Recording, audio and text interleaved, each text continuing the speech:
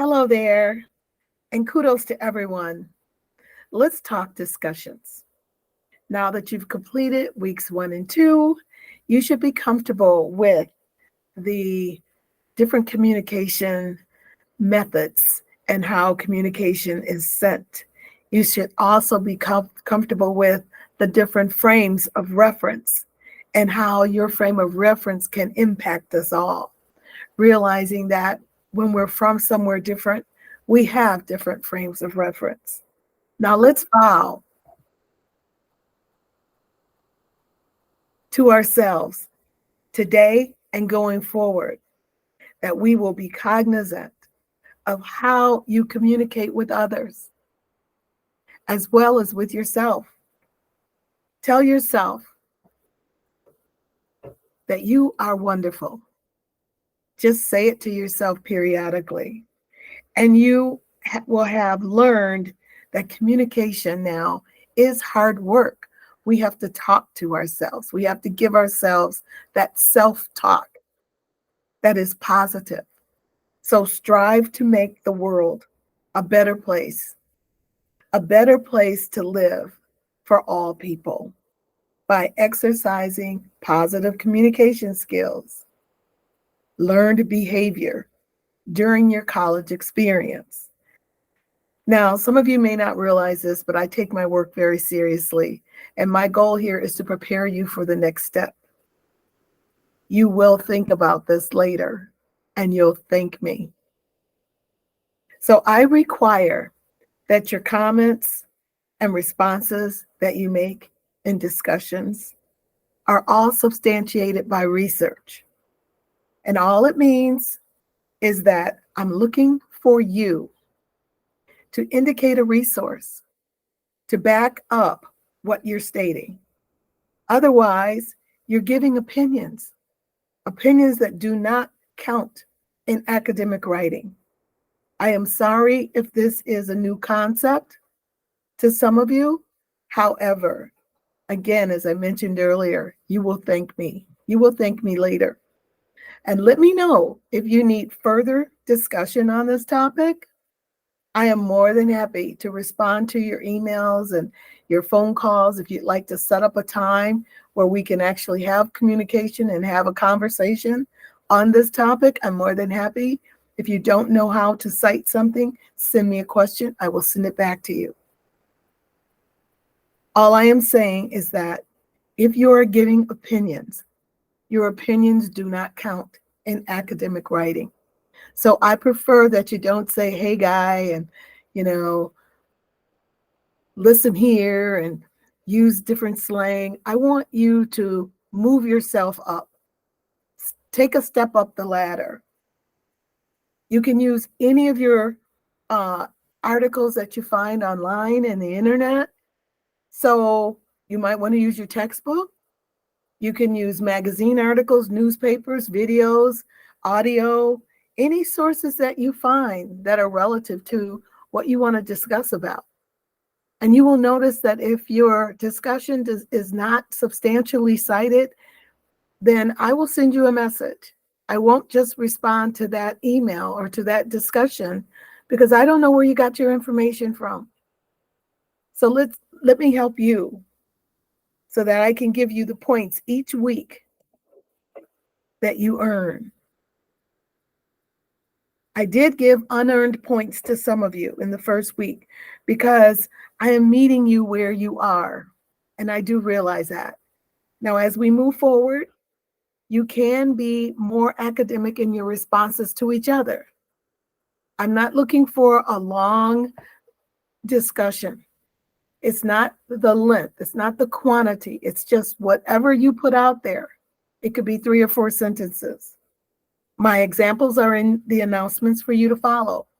And I just happen to have an example of one of your colleagues who did a very long discussion, but I'm not looking for you to do that. But do look in the announcements and you will see my suggestions for you going forward. Now, regarding communication, when you consider the quote, the message that counts is the one that is received, think of it as the responsibility of the communication is always on the sender. So if the sender sends you a message that you do not understand, you can check that message and say, "Excuse me, can you repeat that?" Or you can, what we call, parrot back that same message back to that person. It's perfectly fine. Sorry, I had to turn off my turn off my bell there. But remember, any method is acceptable, and it can lead to the creation of a successfully energized interaction when what's being sent to you, you understand clearly, and then you can respond back. And in real time, this does happen real fast. So oftentimes we don't have time to really check ourselves. But if someone does send you a message you don't understand, my rule of thumb in email is if I get two messages that are not clear, then I respond back with a phone call. I don't respond back with a third message.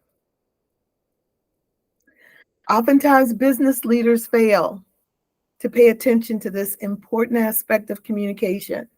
And what they do is they risk losing the acceptance of proposals, successful pitches, and sales presentations just because the communication was poor or the communication was unclear. So businesses can be successful when they have the best communicators on board. Check out Shark Tank. Look at how they communicate back and forth. Very good example. The fact that there are 5 types of organizations in the workplace today may have been new to some of you. There's no clear-cut line between the human relations and the human resources model, only a gradual shift. And you'll find that in our textbook on page 47. Advocates of the human resources model are drawn to it because it focuses on both increased employee satisfaction and improved organizational decision making. Now, at the same time, the human resources model emphasizes both relational communication, which is open, supportive, friendly, and command communication. And you can find this on page 47 as well in our textbook.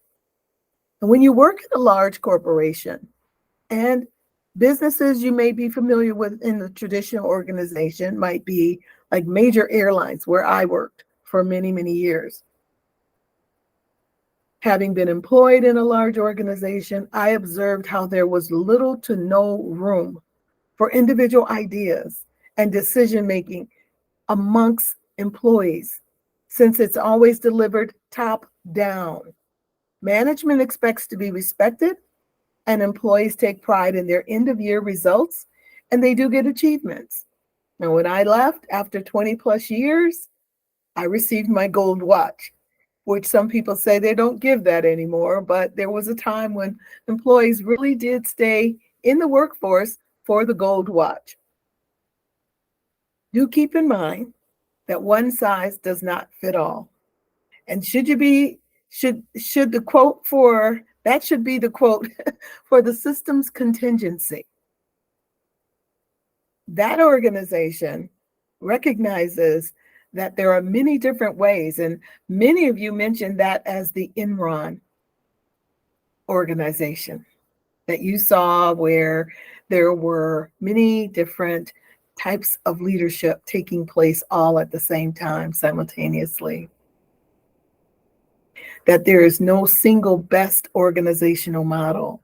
And this can be found in our textbook on page 38 as well.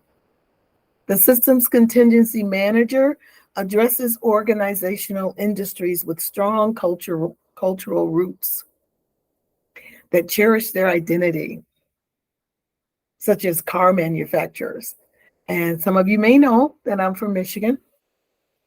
Walt Disney Corporation, family-owned businesses, just to name a few. So the automotive industry where I'm from in Michigan, it's top down. And as well as it is family owned. That's the point I want to make here, is that it is family owned. And it will probably always be a culture for auto district automotive in the state of Michigan. So when lifelong culture is driven by stories and symbols and jargon and ceremonies and statements of principle, these mere representations of such objects can conjure up wrong images of the products and services that consumers purchase. Once a culture is created, it tends to perpetuate. So it just remains and continues, and we'll remember that going on and on for years, like the Disney Corporation, even though it may not be owned by the company or by the family anymore. Now, do keep in mind that in today's society, none of the organizational models that we've mentioned are supportive in a global marketplace. And that is where we are today. Globally, there are no borders. There are no exact and specific constraints. So what we have to do is step up to the plate. And we can create our limitations and our rules and our regulations. Ambiguity can exist. And what we mean by this is time differences and cultural differences. And our group project that we're going to do is representative of this. And I'm hoping that I get some great group projects from you guys so that we can all learn about the countries that you choose. In an international environment, the transformational management style is the one that is deployed because we have to decentralize things. We have to have people in different locations. And prior to the days of the internet, we used the ability to actually travel to these countries. And now we no longer have to do that. We can actually zoom in and see people from all over the world.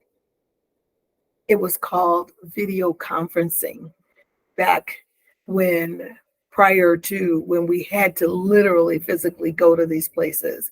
Now it's video conferencing, or it was, then video conferencing came into play, and now we can zoom in. So we can have our brothers and sisters from, as we like to say, across the pond, learning in our own environments. And we have many international students here at Roosevelt. So do just keep in mind that the video conferencing business model, like our Zoom and our online asynchronous learning, offers colleges and universities today the opportunity to be sustainable so that we can teach people anywhere and at any time. And with that, I'm going to end this little discussion that I've had with you today, but my reason for jumping on here was just to make sure that you understand what I'm looking for from you in your discussions and how I want you to step up.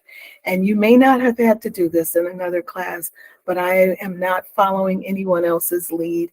This is the way that I teach, and it's what I'm looking for from you. And it's really to encourage you to do your best. And research and what we call empirical knowledge and empirical studies are just the best that you can do academically, because someone will ask you why or how do you know that? And you can come back and say, because I read it in Hamilton and Kroll on page 47, and you could actually show it to them if you had to. So that's what I'm looking for from you. And I do hope that this quick overview of week 1 and 2 prepares you for what's coming. Thank you very much. Bye for now.